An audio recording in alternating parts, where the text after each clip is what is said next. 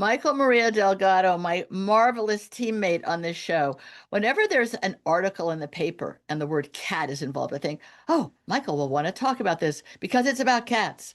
Although you do like other creatures as well, but cats not Yeah. as much. No.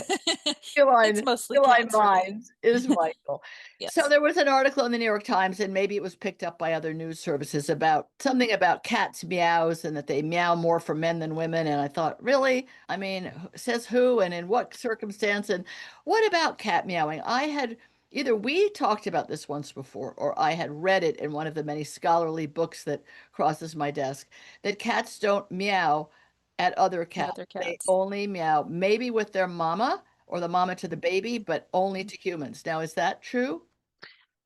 Yeah, so it's very hard to give absolutes when we're talking about Right.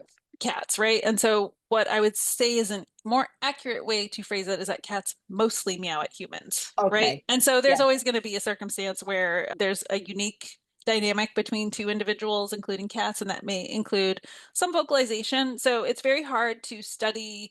It's like if you haven't seen it, right? So if there's a human and a cat and another cat in the room, is the cat meowing to the other cat or to the human, right? So it is a Yeah. little tricky. When once the humans enter the picture, we increase the probability that the cat will meow. So I think it's more accurate to just say cats seem to mostly meow at humans. And that makes sense if you think about our relationship with cats and their relationship with their mom. So we know kittens do meow at their mothers, right? That's a care-seeking behavior. Mom, I need something, take care of Yeah. me. And we, in nature, kittens separate from their moms and usually don't spend their whole life depending on them for care. They become independent once they're a few months old and can feed themselves. But we taken over that parenting kind of role by, first of all, probably spaying and neutering might change their behavior and make them a little Right. more dependent, juvenile, less likely to develop some adult behavioral traits. But then we also know that our cats are completely dependent on us, right, for food or anything they want that we're not providing, or they want attention, they're bored. Especially if they live indoors, then we are really their source of most things Everything. in the world. So they figure out pretty quickly, oh, if I meow, the human does something for Yeah. me.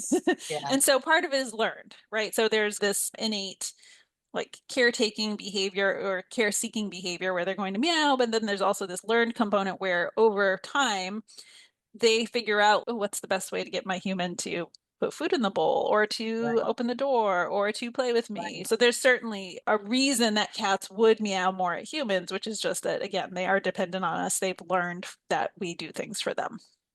And cats are able to communicate with each other minus sound. Sure. Yeah. Of course, they communicate in several different ways, but they tend to also like more avoidance strategies like scent marking Right.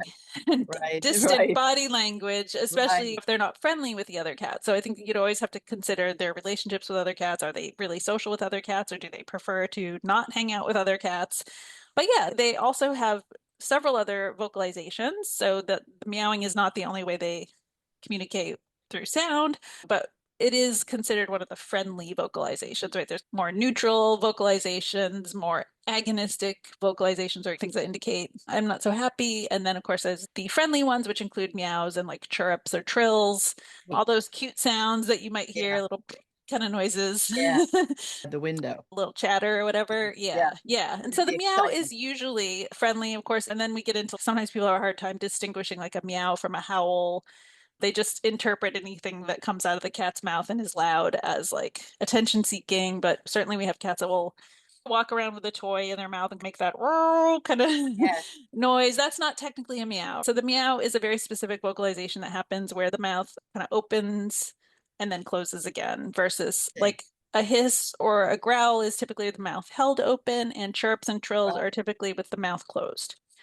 Oh, that's interesting. Yeah. What about different timbres of meow? Could you have a very mild, passive, like meow, versus Yeah, there's a louder? silent meow too, right? So there's someone wrote this very endearing book about the silent meow because I think we've all seen it. And I don't know if it's just that the cat needs to clear their throat or if it was just the effort was not That's put into funny. it. Sometimes you see like when your cat's meowing, it's like their sides are pumping. They're really like putting out a message versus just a little tiny peep or a quiet meow. Like sometimes it's a little test. You know, Testing. is I think about it too when I was a kid and if I woke up sick in the middle of the night and I wanted my Right. mom to come, and I didn't want to wake her up. So there was this conflict, right? Like I wanted her to Yeah. come and take care of me, but I also knew if I woke her up, I would be like bothersome. So I'd be like,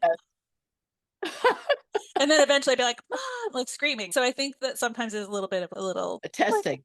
It's what's Mike going to happen? Live. Is this Testing. enough? Is this enough to Yeah. get you to respond to me? But it's a very, I think it's a very cute behavior unless it's not, right? And actually, I do see clients that the complaint is that the cat meows too much. Yeah. Which I think I told you once about an apartment that I rented in Yeah. Hong Kong with the mother Siamese. Oh, And yeah. oh my God. If there was no time that she wasn't meowing, she didn't even barely take a break to have a drink or eat anything. She was, and I thought, are you just in are you unhappy? Is Hmm. this unhappiness? Hmm. Or why are you talking the whole time? What can I do for you? And she was a Siamese, so that's pretty much all you need to Yeah, know. I think so. That's what I learned later. Yeah, it's definitely a breed trait for Siamese. Of course, we always want to make sure, does that cat have, are all their physical needs met? Are all of Right. their emotional needs met? Do they have a complex environment that stimulates them? Certainly. And then the other piece is, how do you respond to the meowing? And a lot of That's people talk right. back. And so again, we're reinforcing that Yeah. behavior. And then it's very hard to get your cat to shut up unless you work on training to be quiet, which Yeah. you can do. It's You can, hard yeah, it's gonna, and you can't because you're completely. teaching a negative.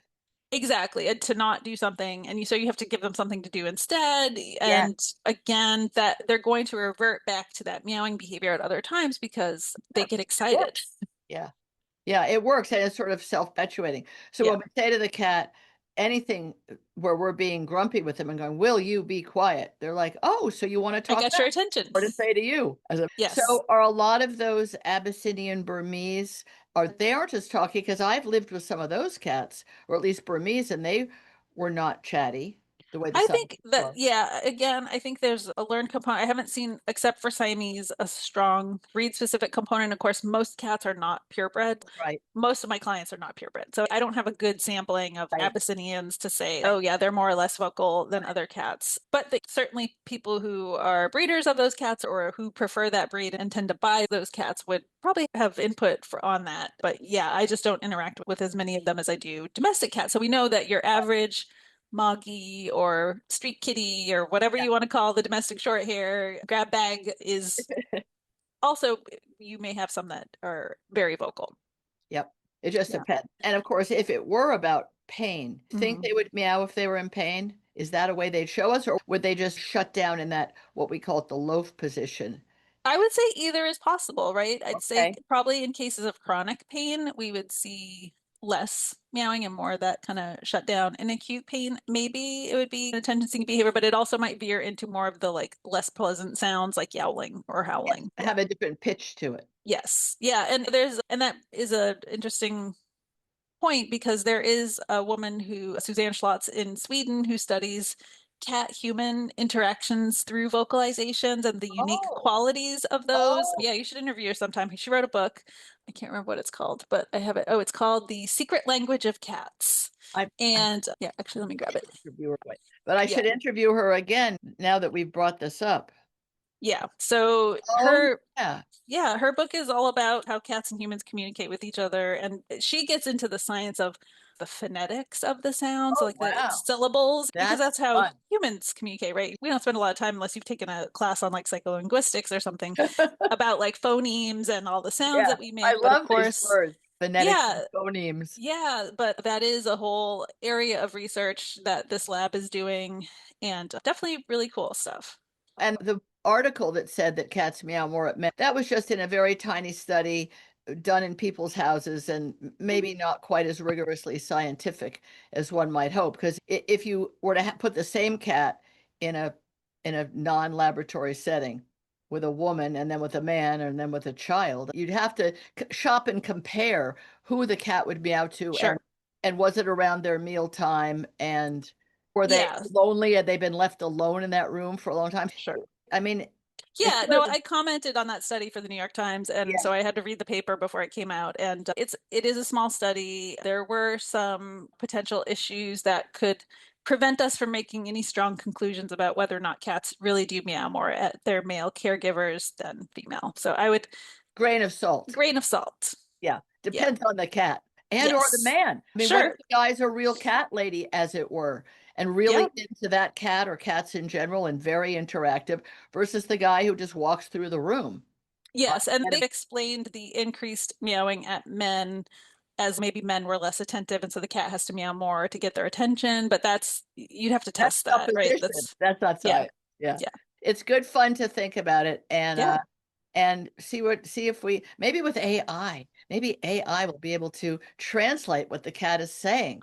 There's several products on the market that claim they're working on that. I First think, to know. and I think the other thing is like you don't need a robot or a computer to tell you how your cat's Right. feeling. If you Yes, get to know your cat and that's you're right. attentive to their needs and Yes. you learn a little bit about cat body language and vocalizations, then you can be really good at understanding your cat without a collar that tells you what they're thinking. Thank you. Yes, we would prefer to just do the one-on-one interaction. Michael Maria Delgado, thank you so much. Thank you for all the great books you've written. Play with Your Cat's a really important one. Your cat might speak less if you played with them more, but Sure. you have to know how to play with them and when to play with them. And Michael's book is a really great guide to that. Thank you again for all you do for all of us. Thank you. Thank you, Tracy.